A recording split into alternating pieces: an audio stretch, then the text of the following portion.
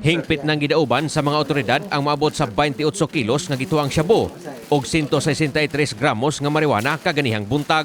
Ang maong gidaghanon sa ginadling drogas nga mobalor og 191 milyon 63,083 pesos og 41 centavos nasakmit sa Philippine Drug Enforcement Agency kun PDEA-7 og Police Regional Office PRO-7 sa ilang subsub nga kampanya batok sa ilegal nga drogas. Si PDEA-7 Director Jigger Montaliana o Regional Director sa PRO-7 Police Brigadier General Jerry Biares mo'y nangulo sa pagsunog sa mga illegal nga drogas nga gipahigayon sa Cosmopolitan Funeral Homes. Lakip sa mitambong mga representante sa Department of Justice kon DOJ o sa Prosecutor's Office habig sa Hudikatura.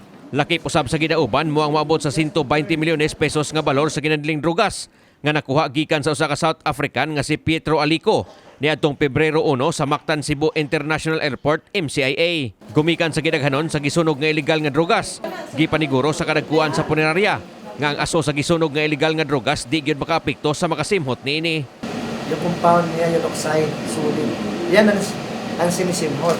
Pero pag i-burn mo yan ng extreme heat na, ma-broken siya. Matod sa kadagkuan sa kapulisan og PDEA-7 nga ang kalihukan pagpakita lang adto sa katawhan nga di gyud mabalik sa kadalanan ang mga nasakmit nga illegal nga drogas. Kini pagpakita nga way kamatuoran ang pasangil sa recycling sa mga illegal drugs. Pagpakita usab kini nga seryoso ang kapulisan sa kampanya sa ginadling drogas ubos sa pamunuan ni Presidente Bongbong Marcos.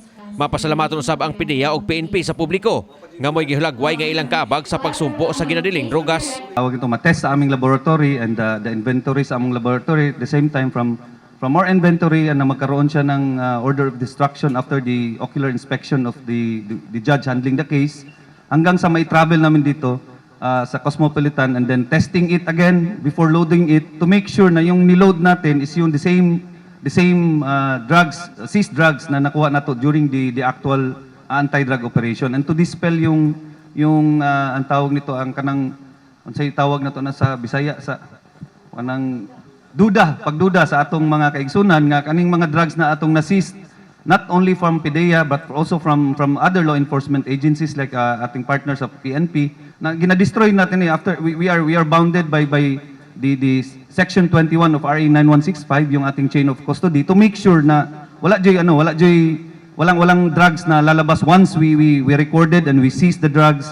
No any amount kahit katiting na na drugs na ang tawag kanang itawag sila na mabalik.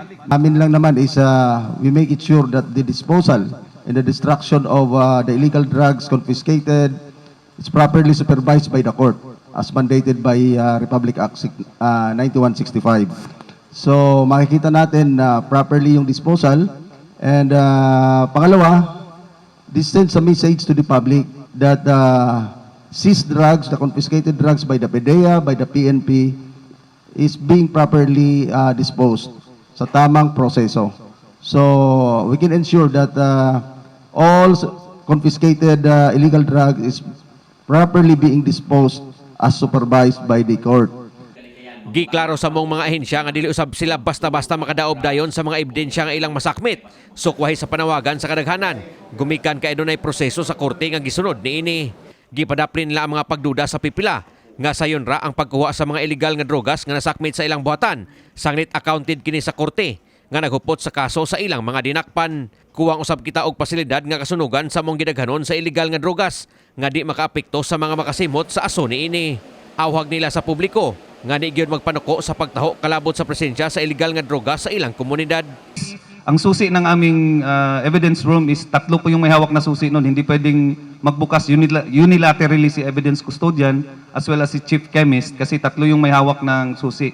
Si RD, si chief chemist, tsaka si evidence custodian. So kanang tulo lain na sila giyabi. So dili pwedeng mag-abli lang si dapat tulo sila permi. Makikita natin na yung mga government agencies to include other private sectors are reporting to the PNP, are reporting to the PDEA to ensure that the proliferation of drugs in Central Visayas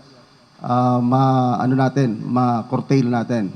And likewise, this can also be attributed to the creation of the Police Regional Office 7, the Center for Public Safety Analysis, which is an intelligence based and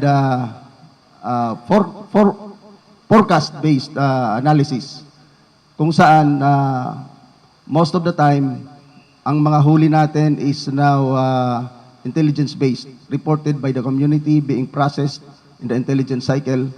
So, yun ang isa sa dalawa na pwede nating i-attribute doon sa success ng ating fight against illegal drugs. 1, 2, 3. Kini si Greggy Magdadaro alang sa May TV Cebu.